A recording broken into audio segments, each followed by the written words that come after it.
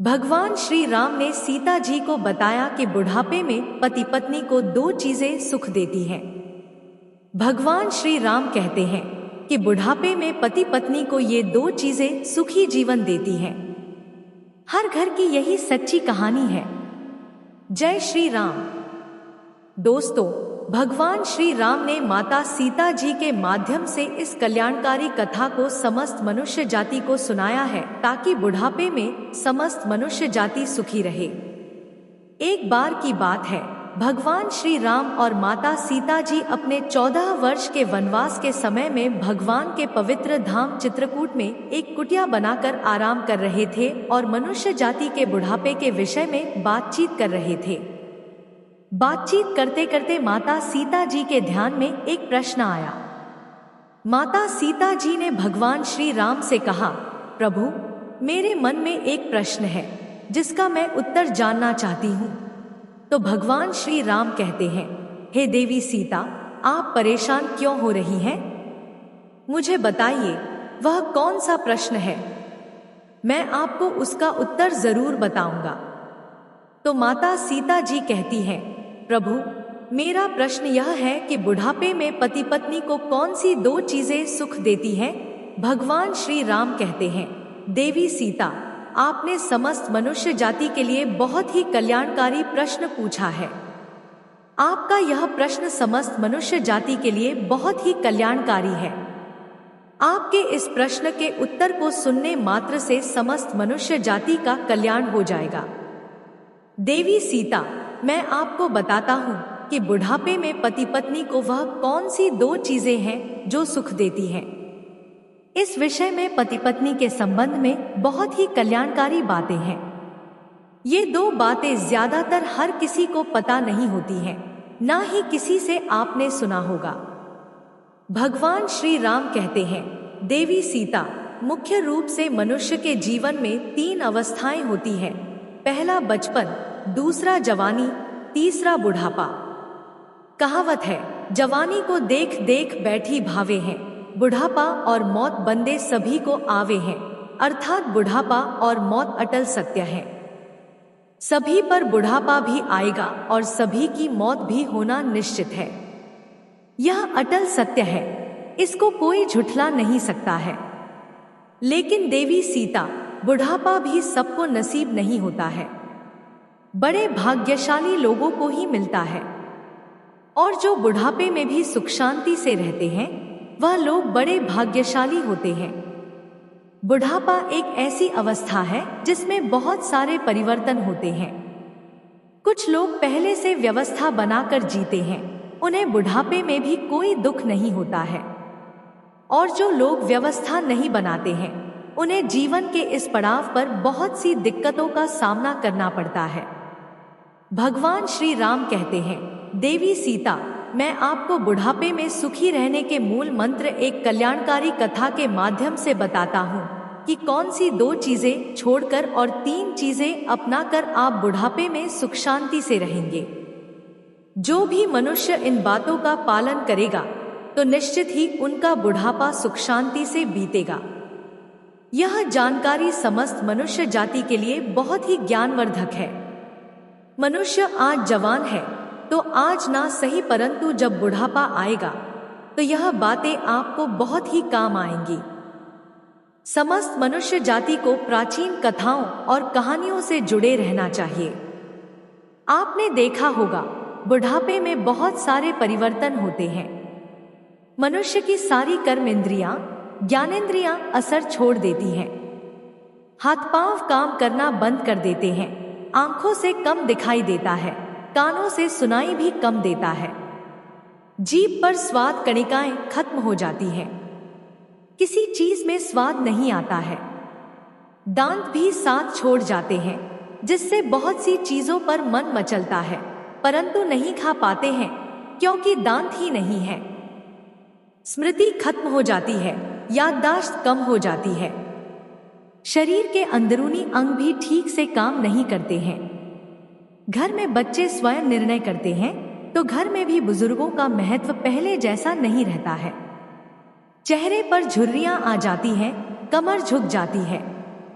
कभी कभी तो ऐसा देखने को मिलता है कि घर में बेटों की बहुएं आ जाती हैं तो बुजुर्गों की चारपाई घर से बाहर निकल जाती है। भगवान श्री राम कहते हैं, देवी सीता, मन में विचार करो, ऐसे हाल में रहकर बुजुर्ग क्या सोचता होगा कि जिस घर को मैंने इतनी मेहनत और लगन से पाई पाई जोड़कर बसाया था, आज वही मुझसे छीन लिया गया है। सोचो, बुढ़ापे में कितना दुख होता होगा। जब वह घर का बुजुर्ग खाना पानी मांगता है तो बच्चे सुनते ही नहीं हैं, तो उसे गुस्सा आता है और वह गाली देता है। सबसे बड़ा दुख बुढ़ापे में तो तब होता है जब पति या पत्नी में से कोई एक बढ़ जाता है। फिर उसका ख्याल करने वाला, उसकी भावना समझने वाला कोई नहीं रहता है। सोचो, तब वह कितना अकेला और दुखी महसूस करता होगा। परंतु यह कहानी सबकी नहीं है। सबके साथ ऐसा नहीं होता है। कुछ लोग अपनी वृद्धावस्था को बड़े सुख शांति से व्यतीत करते हैं। वह लोग क्या व्यवस्था बनाते हैं? भगवान श्री राम कहते हैं, देवी सीता, यही मैं आपको बता रहा हूं। आप सोचिए, पुरुष के जीवन में सबसे अच्छा कोई दोस्त हो सकता है तो वह उसकी पत्नी होती है, और एक स्त्री का सबसे सच्चा और अच्छा दोस्त कोई हो सकता है तो वह उसका पति ही है। यह सच है कि जीवन के इस मोड़ पर आकर वृद्धावस्था में पति और पत्नी भाई बहन की तरह हो जाते हैं। जीवन में लंबे समय तक एक दूसरे के साथ रहते हुए वह एक दूसरे का रूप हो जाते हैं। दोनों एक दूसरे को समझ जाते हैं, बिना बोले सुने भी एक दूसरे की इच्छा को जरूर समझ जाते हैं। बुढ़ापे में आकर दोनों एक दूसरे का ध्यान रखने की, ख्याल करने की भावना और अधिक गहरी और मजबूत हो जाती है। बुढ़ापे के पड़ाव पर आकर स्त्रियां पति की देखभाल इस प्रकार करती हैं जिस प्रकार एक माँ अपने बच्चों की करती है। कहावत है कि ना बेटा ध्यान करेगा, ना बेटी ध्यान करेगी, पत्नी से बनाकर रखना वही देखभाल करेगी। भगवान श्री राम कहते हैं, हे देवी सीता, याद रखिए, बुढ़ापे में जब लाठी नहीं मिलेगी तो पति की लाठी पत्नी ही बनेगी, और जब बुढ़ापे में जब चश्मा खो जाएगा तो पत्नी का चश्मा पति ही ढूंढ कर देगा, और कोई नहीं आएगा ढूंढने और आपका ख्याल करने के लिए। इसलिए पति और पत्नी एक दूसरे का हमेशा आदर करें। यह बाहर वाला जब तक धन और पैसा है तब तक तुम्हारे साथ है, अंत में एक दूसरे का साथ पति पत्नी दोनों को ही देना है। बुढ़ापे में मनुष्य परा होता है, धीरे धीरे सब चीज उसके हाथ से निकल जाती है। इस स्थिति में स्वाभाविक है कि मनुष्य चिड़चिड़ा हो जाता है, गुस्से वाला स्वभाव का हो जाता है। बहू, बेटे, नाती पोते की अपनी अपनी जिंदगी हो जाती है, सबकी जरूरतें अपनी अपनी रहती हैं। बुढ़ापे में माँ बाप की कोई नहीं सुनता है, सबका अपना अपना अलग जीवन होता है। इस स्थिति में कैसे सुख शांति से अपनी वृद्धावस्था को बिताएं? भगवान श्री राम कहते हैं, देवी सीता, मैं यही आपको इस कहानी के माध्यम से बताता हूं।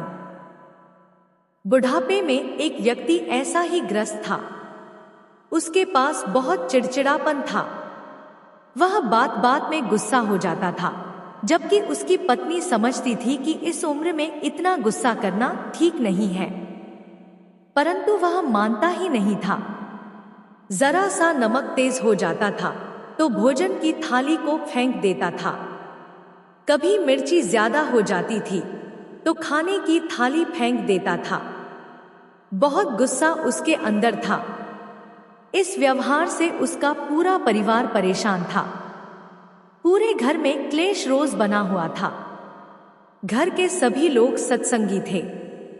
एक महात्मा जी के सत्संग में जाते थे तो एक दिन एक व्यक्ति बोला कि इन्हें भी ले जाया करो सत्संग में, हो सकता है कि सत्संग सुनकर इनका व्यवहार बदल जाए। तो घर वालों ने बोला, ठीक है। घर वालों को बात समझ में आ गई तो बोले, इनको भी गुरुजी के पास ले चलते हैं, उन्हें दुख बताएंगे तो शायद कुछ हल निकल जाए। रोज रोज की किचक से तो हो सकता है मुक्ति मिल जाए और घर में क्लेश खत्म हो जाए और सुख शांति आ जाए। तो फिर एक दिन घर वाले बड़े मुश्किल से उसे मनाकर उस वृद्ध व्यक्ति को गुरुजी के पास ले गए।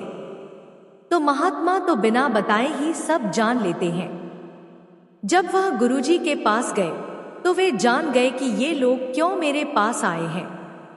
तो गुरुजी देखते ही समझ गए कि उनके घर में क्लेश है, इसलिए घर में सुख शांति की तलाश में यह मेरे पास आए हैं। और वे यह भी जान गए कि उनके घर में क्लेश का कारण क्या है। वह दुख से ग्रस्त परिवार जब पहुंचा तो दोपहर का समय था।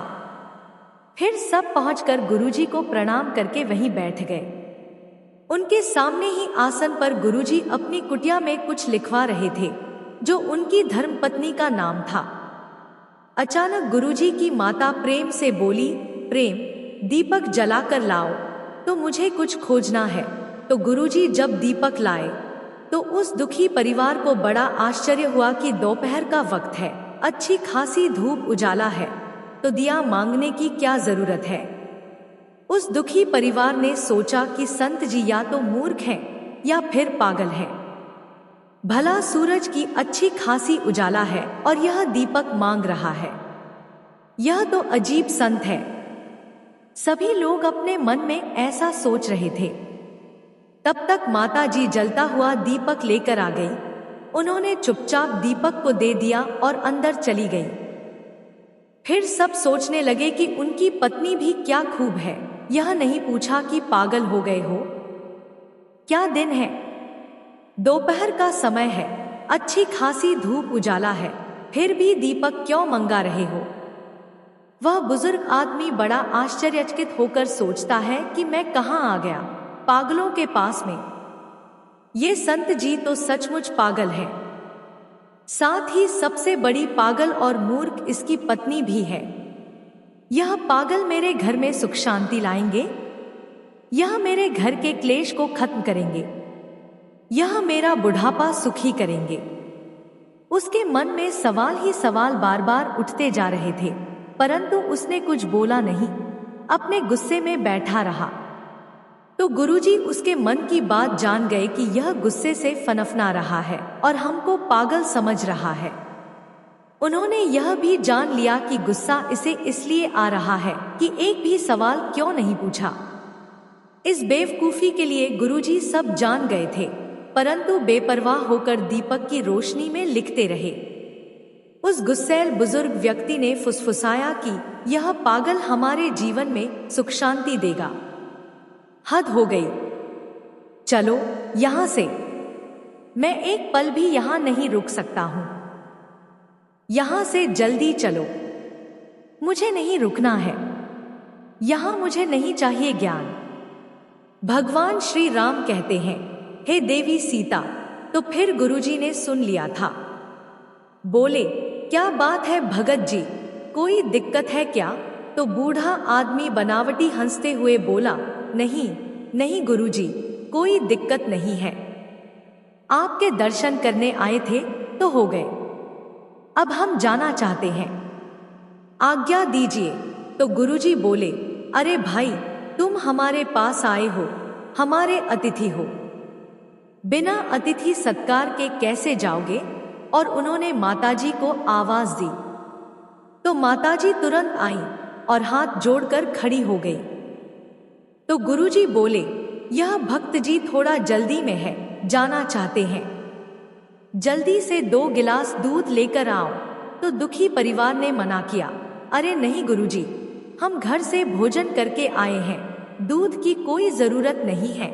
परंतु गुरुजी बोले, आप हमारी कुटिया में पहली बार आए हैं, बिना अतिथि सत्कार के कैसे जाओगे। तो बूढ़ा आदमी चुपचाप हो गया।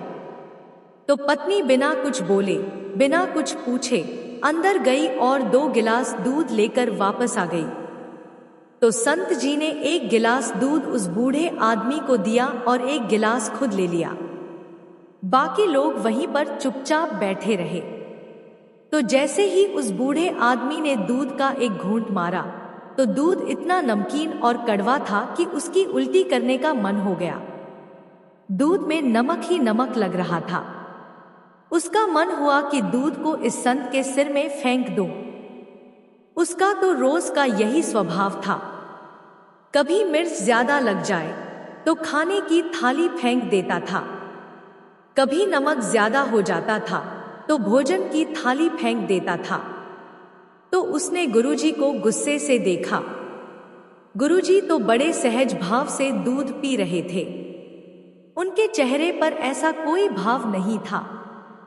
बुजुर्ग आदमी अंदर से जल गया, पर बोला कुछ नहीं, परंतु वह मन ही मन बोला कि आज मेरा यह बालक मुझे यहाँ पर ले आया है, पर यह महात्मा तो सचमुच कोई पागल आदमी है। हद हो गई। और गिलास वहीं पर रख दिया और गुरु जी से बोले, संत जी आप आज्ञा दें, हम चलते हैं। तो कबीर दास जी बोले, शायद तुम कोई दुख लेकर आए थे, परंतु तुम अपने आने का कारण तो नहीं बताए हो। ऐसे कैसे जाओगे? कोई दिक्कत हो तो बताओ, शायद हम कोई हल निकाल पाए। तो फिर बूढ़ा आदमी बोला, हे संत जी छोड़िए, आप क्या हल निकालेंगे? आए तो थे हम दुख लेकर, परंतु अब जा रहे हैं। हम सब देख लिए, तुम्हारे बस की बात नहीं है। तो गुरुजी ने कहा, अरे जब दुख लेकर आए थे तो बताने में क्या हर्ज है? बताओ तो दुख क्या है, हो सकता है कुछ समाधान निकल जाए। तो बूढ़ा आदमी बोला, अगर पूछते हो तो बात ही देता हूं। वैसे मुझे लगता नहीं है कि तुम्हारे पास कोई हल होगा मेरे दुख का। जब गुरुजी ने बार बार पूछा तो उस बूढ़े आदमी ने बोला, सुनो, मेरे घर में कोई मेरी इज्जत नहीं करता है, सब मुझे गलत कहते हैं। घर में बड़ी क्लेश और अशांति है। मुझे अपने घर में शांति और समृद्धि चाहिए, इसलिए आपके पास आया था। परंतु आपकी मूर्खता देखकर मुझे पक्का विश्वास हो गया है कि आपके पास मेरे दुख का कोई हल नहीं है। मेरे घर में शांति लाने के लिए आप कुछ भी नहीं कर पाओगे। तो गुरुजी मुस्कुराए और बोले, हम जानते हैं तुम्हारे घर में अशांति और क्लेश रहने का क्या कारण है, परंतु शायद अभी तुम समझे नहीं हो। तो गुरुजी ऐसा बोले तो वो बूढ़ा आदमी बोला, वो गजब की बात है, आपने हाल भी बता दिया, परंतु जब से हम आए हैं तब से आपने तो एक शब्द तक नहीं बोला है। पर कैसे बता दिया? तो संत जी बोले, सुनो, याद करो जब तुम आए थे तो मैं तुम्हारे सामने ही अपनी पत्नी से जलता हुआ दिया मंगाया था ना? उसने बोला, हाँ मंगाया तो था। गुरु जी कहते हैं, मेरी पत्नी ने तुरंत मेरी आज्ञा का पालन किया और बिना कुछ पूछे, बिना कुछ बोले हमारी आज्ञा का पालन करते हुए जलता हुआ दीपक लेकर आए हैं। उन्होंने यह तक नहीं पूछा कि दोपहर है, फिर दीपक की क्या जरूरत है। उन्होंने वही किया जो मैंने बोला। कोई सवाल तो नहीं किया, कोई टॉक जोक तो नहीं किया। बूढ़ा आदमी बोला, हाँ इसी का तो मुझे ताज्जुब है। तो गुरुजी बोले, इसके बाद फिर हमने दूध मंगाया। हम जानते हैं हमारी पत्नी ने शक्कर के स्थान पर दूध में बहुत सारा नमक डाल दिया था। दूध बहुत कड़वा था, इतना कड़वा कि तुमसे पिया नहीं गया। और आपने देखा हम इस कड़वे दूध को चुपचाप पी गए। तो पता है क्यों? क्योंकि जब पत्नी ने हमसे दीपक के बारे में कुछ नहीं पूछा तो हमारा भी कोई अधिकार नहीं है कि कोई सवाल जवाब नहीं किया। तो हम भी कैसे कोई सवाल जवाब करते? दीपक लाना हमारी आज्ञा का पालन करना ही अपना धर्म समझा, तो हम कैसे पूछते कि दूध कड़वा क्यों है? हमने भी अपना धर्म समझा और दूध पी लिया। जिस तरह उन्होंने कोई प्रतिकार नहीं किया है, इस तरह हमने भी कोई प्रतिकार नहीं किया। इससे क्या समझे? इससे यह सिद्ध हुआ कि पति और पत्नी दोनों को सामंजस्य स्थापित करना चाहिए और एक दूसरे की बात मानना चाहिए, एक दूसरे की बात का सम्मान करना चाहिए, दोनों को प्रेम और विश्वास से रहना चाहिए। मुझे पता है ऐसा तुम नहीं करते हो। तो गुरुजी बोले, तुम ध्यान रखो, गलती सबसे हो जाती है, आज गलती से दूध में शक्कर की जगह पर नमक पड़ गया तो हमने स्वीकार किया, चुपचाप बिना कुछ पूछे बिना कुछ बोले पी लिया। तुम्हारे घर में अशांति का कारण यही है। तुम दो चीजों से बहुत परेशान हो और उसी के कारण तुम्हारे घर में क्लेश है। भगवान श्री राम कहते हैं, हे देवी सीता, गुरुजी कहते हैं कि बुढ़ापे में जो इन दो चीजों का त्याग कर देता है वही सुखी जीवन जीता है। कबीर दास जी ने बताया ये दो चीज है, स्वाद और गाली। बुढ़ापे में सुखी रहने के लिए जरूरी है कि मनुष्य स्वाद और गाली को छोड़ दे तो घर में शांति रहेगी, बुढ़ापा सुख से बीतेगा। हमें समझना चाहिए कि घर में जो महिला भोजन बनाती है कितने भाव से और मन से और परिश्रम से भोजन बनाती है। गर्मी ज्यादा हो, जो भी परिस्थितियां हों, उस समय बड़े भाव से भोजन बनाती है और हमें खिलाती है। कहावत है कि राज रसोई बागड़ी, कभी कभी बन जाए, कभी गलती हो सके। हो जाता है कि नमक ज्यादा हो जाए, मिर्च ज्यादा हो जाए, तो क्या हमें उस भोजन को फेंक देना चाहिए? बिल्कुल नहीं। हमें यह समझना चाहिए कि जैसे स्त्री ने, पत्नी ने, यह तुम्हारी पुत्रवधू ने या बहू ने इतनी मेहनत से भाव से भोजन बनाया है तो हमारा धर्म है उसे स्वीकार करना।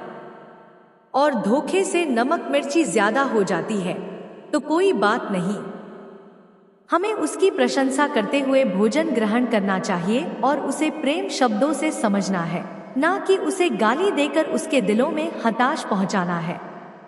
अगर हम ऐसा करते हैं तो दूसरे दिन वह मन से भाव से भोजन बनाएगी और अभी हम ऐसे में थाली जमीन पर फेंक कर मार देंगे तो सोचो उसके दिल पर क्या बीतेगी। क्या उसके मन में तुम्हारे लिए कोई सम्मान बचेगा? भगवान श्री राम कहते हैं, देवी सीता, गुरुजी कहते हैं, हरगिज नहीं। जहां भोजन और स्त्री का अपमान होता है उस घर से लक्ष्मी, शांति, समृद्धि चली जाती है। आता भूलकर भी ऐसा नहीं करना है। गुरुजी कहते हैं कि इसलिए बुढ़ापे में हमें दो चीजें त्याग देना है, पहला स्वाद, दूसरा गाली देना। जैसा भी मिले भगवान का भोग समझकर ग्रहण करना है तो बुढ़ापे में कोई दुख नहीं होगा। स्वाद और गाली दोनों ही बुढ़ापे में दुखदाई होते हैं। तो उस बूढ़े आदमी के परिवार को और खास तौर पर उस बूढ़े आदमी को पूरी बात समझ में आ गई कि मेरे घर में अशांति क्यों बनी है, तो वह दोनों हाथ जोड़कर गुरुजी से क्षमा मांगी और बोला, मैं अज्ञानी, पता नहीं क्या क्या सोचा आपके बारे में। मैंने जो अनुचित वचन बोला है, आप मुझे उदारता और विशालता दिखाते हुए क्षमा करने की कृपा करें। आज के बाद मैं ऐसा नहीं करूंगा। गुरुजी ने उसे क्षमा कर दिया और बोले, आज संकल्प लो कि स्वाद और गाली को यही छोड़कर जाओगे। संत जी बोले, सुनो, यदि बुढ़ापे में सुखी रहना चाहते हो तो इन दो चीजों का त्याग करो। भगवान श्री राम कहते हैं, हे देवी सीता, अब मैं आपको अंतिम चीजों के बारे में बता रहा हूँ। जिन तीन चीजों को हमेशा अपने साथ रखना है तो बुढ़ापे में कभी कोई दुख नहीं होगा। तो फिर बूढ़ा आदमी बोला, मैं आज से ही स्वाद और गाली का त्याग करता हूँ। परंतु संत जी, वह तीन चीज कौन सी है जो मुझे अपने साथ रखनी है? कृपया बताने की दया कीजिए। तो फिर गुरुजी बोले, जिनका जीवन अनुशासित होता है, सफलता उनके दरवाजे पर दस्तक जरूर देती है। मनुष्य का जीवन तभी सार्थक बनता है जब वह अपने कार्य और जिम्मेदारी के बीच संतुलन बनाकर रखता है। बुढ़ापा जीवन का वह पड़ाव है जहां इंसान सुख और आराम की जिंदगी जीना चाहता है। इस पड़ाव में खुशियां पाने के लिए मनुष्य को बुढ़ापे तक किन चीजों का साथ नहीं छोड़ता है, इसे समझना बहुत ही जरूरी है। पहली बात, धन का सदैव उपयोग है। धन ऐसी चीज है जो अपने और पराई के बीच का फर्क समझा देती है। जब तक आपके पास धन है, रिश्ते नाते सब जगह आपकी पूछ और इज्जत होगी। परंतु जब धन का धन नहीं होता है तो अपने भी साथ छोड़ देते हैं। यह दुख तो बुढ़ापे में और अधिक बढ़ जाता है जब आदमी ढलती उम्र में होता है। इसलिए धन का सदा सदा उपयोग करना है। धन की बचत करेंगे तो बुढ़ापे में आपको किसी के सामने हाथ फैलाने की जरूरत नहीं रहेगी। साथ ही ध्यान संपूर्ण धन पर कुंडली मारकर बैठ जाना भी बुढ़ापे में दुखदाई होता है। दूसरी बात है अनुशासन। अनुशासन अभ्यास से ही आत्मविश्वास का जन्म होता है। जो इंसान अपना हर काम समय पर करते हैं, अपनी दिनचर्या को अनुशासित ढंग से जीते हैं, उन्हें कभी किसी पर निर्भर नहीं रहना पड़ता है। वह अपने हर लक्ष्य को प्राप्त कर ही लेते हैं। शुरुआत से ही मनुष्य को अपने काम को सही समय और सही तरीके से करने की आदत होनी चाहिए, तो उसे बुढ़ापे में दुख नहीं सहना पड़ेगा। समय के अनुसार खान-पान, समय पर सोना जगना, व्यायाम, हर कार्य निश्चित समय पर करना, जो अच्छे स्वास्थ्य के लिए बहुत ही जरूरी है। अनुशासन का साथ कभी नहीं छोड़ता है और सत्मार्ग पर सदैव चलना है। जब आप सत्मार्ग पर चलेंगे तो यदि आपके घर परिवार वाले साथ नहीं देंगे तो भी आपका साथ भगवान देंगे।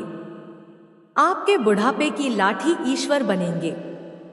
भगवान श्री राम कहते हैं, हे देवी सीता, इस प्रकार से संत जी ने बताया कि बुढ़ापे में वह कौन सी 2 चीजें हैं जो सुख देती हैं। भगवान श्री राम ने माता सीता जी के माध्यम से इस कल्याणकारी कथा को समस्त मनुष्य जाति को सुनाया है, ताकि बुढ़ापे में समस्त मनुष्य जाति सुखी रहे। आशा है आपको यह कथा अच्छी लगी होगी। जय श्री राम। दोस्तों, आपको यह कहानी कैसी लगी कृपया कमेंट करके जरूर बताएं और कमेंट बॉक्स में जय श्री राम लिखना ना भूलें। वीडियो पसंद आया हो तो लाइक करें और ऐसी ही और भी बहुत सारी कहानियों को सुनने के लिए चैनल को सब्सक्राइब करें। धन्यवाद।